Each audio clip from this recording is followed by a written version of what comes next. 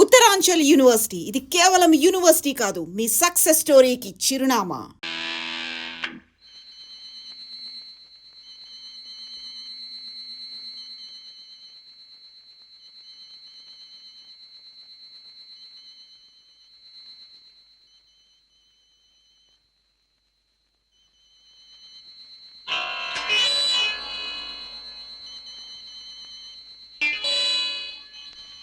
కిషోర్, నీ కొడుకును నువ్వు బ్రతికించుకోవాలంటే నీ బావను చంపి తీరాలి.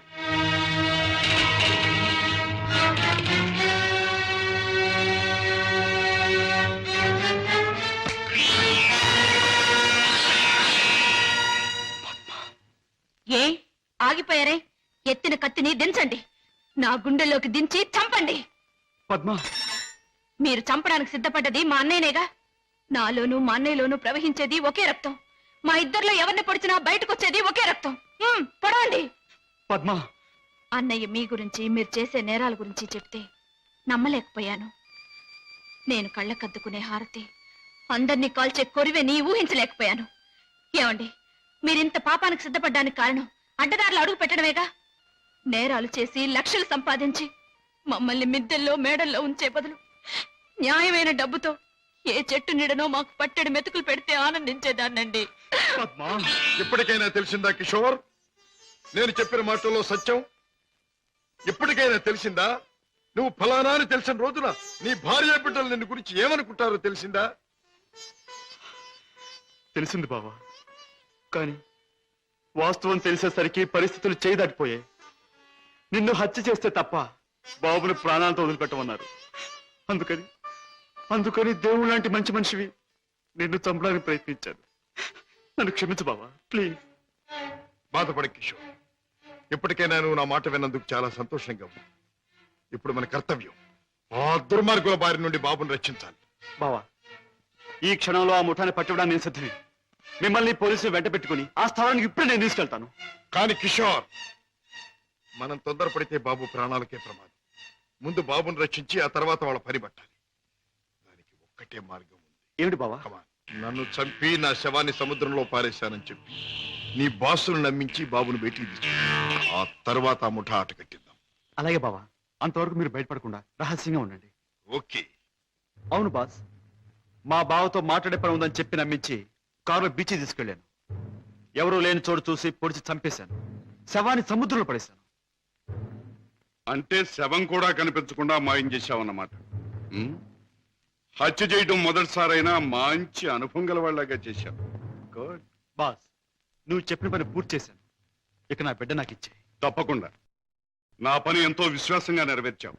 నేను కూడా నా మాట తప్పకుండా నిలబెట్టుకుంటాను. తీసుకెళ్ళిన బిడ్డ. బాబు,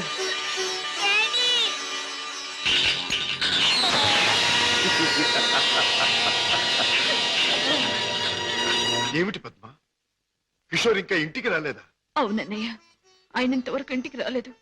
బాబు సంగతి ఏమైందో తెలియలేదు. వాళ్ళిద్దరికి ఏం ప్రమాదం జరిగిందో నాకు భయంగా ఉందన్నయ్య. అమ్మా, నీ పసుపు కుంకుమ నిలబెడతాను. నీ బిడ్డ నీకు అప్పగిస్తాను. రాజా, వాళ్ళిద్దరిని రక్షించాలన్నా, ఆ దుర్మార్గులు పట్టుకోవాలన్నా మనం ఆ స్థావరం ఎక్కడుందో ముందు తెలుసుకోవాలి. ఏముందమ్మా, ఆ ముఠాకు సంబంధించిన వాడు ఎవడైనా దొరికితే వాడు డోలు వాయించినట్టు వాయిస్తే కావాల్సిన కక్కుతాడు. సరిగ్గా గుర్తు చేశాం. ఆ ముఠాకు సంబంధించిన మనిషి ఒకడు మనకు బాగా తెలుసు. ఎవరు రాజా? వాడే టాక్సీ డ్రైవర్ కేసులో మనం జైలుకు పంపించామే, డేవిడ్ జోన్స్. వాడు ఎల్లుండి జైలు నుంచి బయటకు వస్తాడు. వాడు స్మగ్లరే కనుక ఈ ముఠా విషయాలు వాడికి బాగా తెలుసుంటుంది.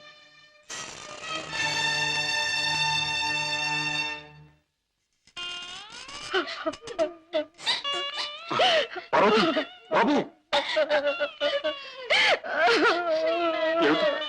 ఏం జరిగింది? నువ్వు చేసిన పనికి నీకే 6 మాసాల లోపల కూర్చున్నావు. ఇరుగు పొరుగు కాకులు గద్దల్లో పొడుస్తుంటే, పిల్లల ఆకలిని ఏడుస్తుంటే నా చావు నేను చచ్చాను. ఆ మహారాజు కనుక దయతో మమ్మల్ని ఆదరించకపోతే ఈ పాటికి నేను పిల్లలు ఏ కిరసనాలో పోసుకుని ఒళ్ళు కాల్చుకు చచ్చేవాళ్ళం. ఏ మహారాజు? జోన్స్. బాబు, బాబు, నన్ను పోలీసులకు అప్పగించి మా వాళ్ళని మీరు ఆదుకున్నారా బాబు? వీళ్ళేమైపోతారోనని జైల్లో యమయాత్ర పడ్డారు బాబు. ఇక మీదటి నుంచి అటువంటి పెదవ పనులు చెయ్యను బాబు. లే జోన్స్, పాములతో చెలగట్టలాడేవాణ్ణి ఎప్పుడో ఆ పాములే కాటేసి చంపుతాయి. మనసు మార్చుకొని మంచివాడైన మా నాన్నగారిని కూడా ఆ దుర్మార్గులే చంపారు. ఎవరు బాబు? ఎవరు? వాళ్లే, నీకు తెలిసిన వాళ్లే. నాకు వాళ్ళతో పరిచయం లేదు బాబు. కానీ ప్రతి నెల 1వ తారీఖున ఎవడో ఒక స్మగ్లర్ వ్యాన్లో దొంగ సరుకు తీసుకుని ఊరి చివరి బారికి వస్తాడు. అతను కోటికి 2 గులాబీలు ఉంటాయి. ఈ ముఠా వాళ్ళు అతన్ని బాస్ దగ్గర తీసుకెళ్ళడానికి 1 గులాబీతో వస్తారు. ఆ పువ్వుల్ని బట్టి ఒకరినొకరు గుర్తిస్తారు. Come in sir.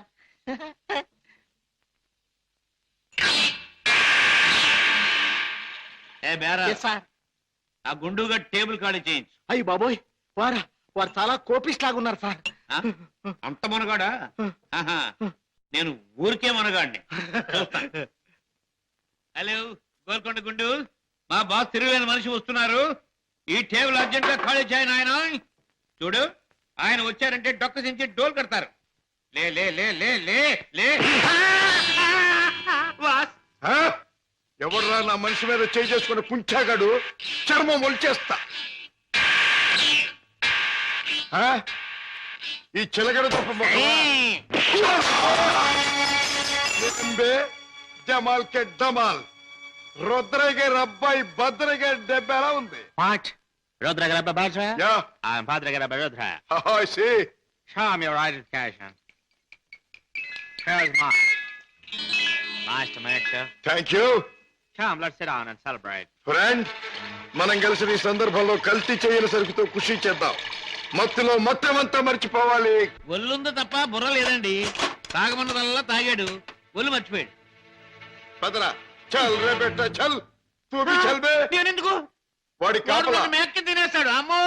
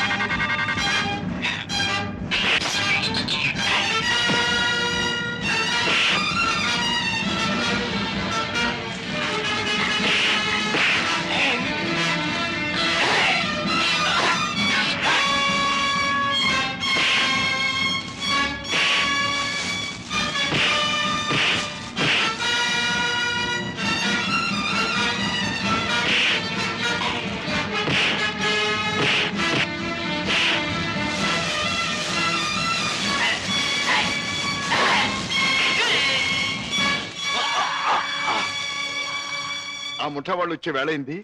వాళ్ళ పని నేను చూస్తాను, వీడి పని నువ్వు చూడు.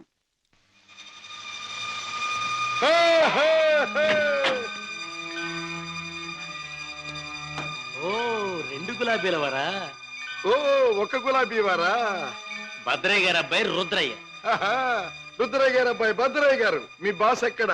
మిమ్మల్ని తీసుకురమ్మన్నారు. గుడ్. దారిలో నాకు కాబోయే ఆలుంది, దాన్ని కూడా ఎక్కించుకెళ్దాం. పదండి. అలాగే సార్, పదండి.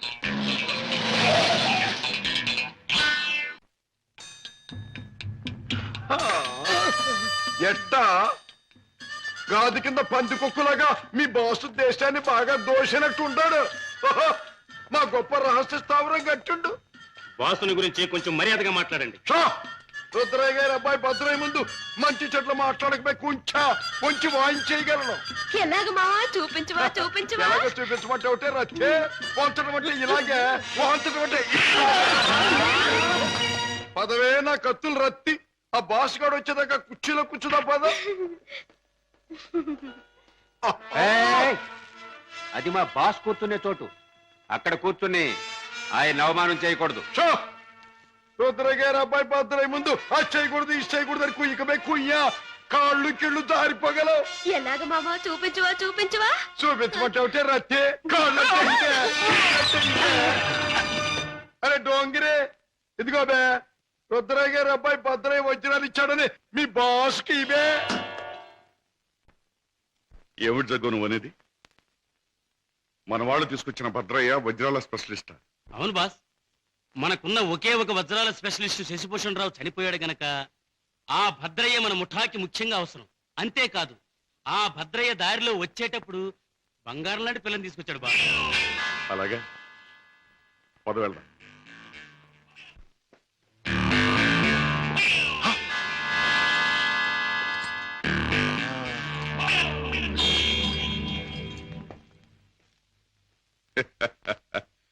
ఆ, నువ్వేనా రుద్రయ్య గారి భద్రయ్యవు? నువ్వేనా బాస్ అనబడే కేసువి? అవును. ఏమిటి అలా చూస్తావు? నీ పేసు చూస్తుంటే ఎక్కడో చూసిన ఇంకో పేసు గుర్తుకొస్తోంది. ఏ ఫేస్? జూలో చూసిన చింపాంజీ పేసు. పంగరకర తీసుకుని పొట్టలో పొడిచిన. ఎలాగ మావా చూపించవా చూపించవా? చూపించమంటావుంటే నా రత్తి చూపించమంటావు. ఏయ్, నాతో మాట్లాడతావు? నేను ఎవరినో తెలుసా? నేనెవరినో తెలుసా? భద్రాచలం తాలూకా క్షుద్రాయపాలెంలో హత్యలు చేయటమే నిత్యకృత్యంగా పెట్టుకున్న భాద్రపద రుద్రయ్య గారి అబ్బాయి భద్రయ్యనే. నా పేరు వింటేనే జైలు గట్లు తెరుచుకుంటాయి, గూండ్లాల గుండెలు ఆగిపోతాయి, రౌడీలు దౌడు తీస్తారు. నా ఎలా ఎవడైనా నాతో పెట్టుకున్నాడంటే కోడిమడి వచ్చినట్టు వచ్చి తలకాయ లసక్కన కత్తిరించేస్తా. ఎలాగ మావా చూపించవా చూపించవా? పీక కత్తిరించేస్తా. వద్దు రుద్రయ్య గారు, భద్రయ్య గారు, ఆ పని చేయొద్దు. మీరు చెయ్యగలరు అని నాకు తెలుస్తూనే ఉంది. లేదు మావా నాకు చూడాలనుంది. అవును, మరి నీకు చూడాలనే ఉంటుందమ్మా. ఎందుకంటే ఆయన కోడి మెడలాగా ఉంచి కసక్కన నరికేది నీ మెడ కాదుగా, నా మెడ. అందుకని నీకు బాగా చూడాలనే ఉంటుంది. రేయ్, నన్నేదైనా అన్నావంటే ముద్దిచ్చి గుద్దుతా. అవునే రత్తి, అది ఎట్టాగో బాసుకు చూపించు. అవునవును, అది మాత్రం చూపించు. చూపించు. చూపించనా? తొందరగా చూపించు. ఇదేమిటి, ముద్దొకరికి గుద్దొకరికినా? ముద్దిచ్చి గుద్దేది ఒకరినేం చెప్పలేదుగా. ఆహా. ఏయ్, అసలు ఎవరి అమ్మాయి? ఇదా నా ప్రైవేట్ సెక్రటరీ, అంటే బాడీ గార్డ్, అంటే కుడి భుజం, అంటే ఆలిన ఆలు, అంటే కాబోయే ఆలు. ఈవిడ నీ బాడీ గార్డ్? ఆహా, బాగానే ఉంది. కానీ ఏమిటి ఈ వేషం? పేరుకు తగదే యాసం. కత్తులు రత్తి ఎక్కడి నుంచైనా తీయొచ్చు. బాడీలో నుంచి కత్తి, ఇక్కడ కత్తి,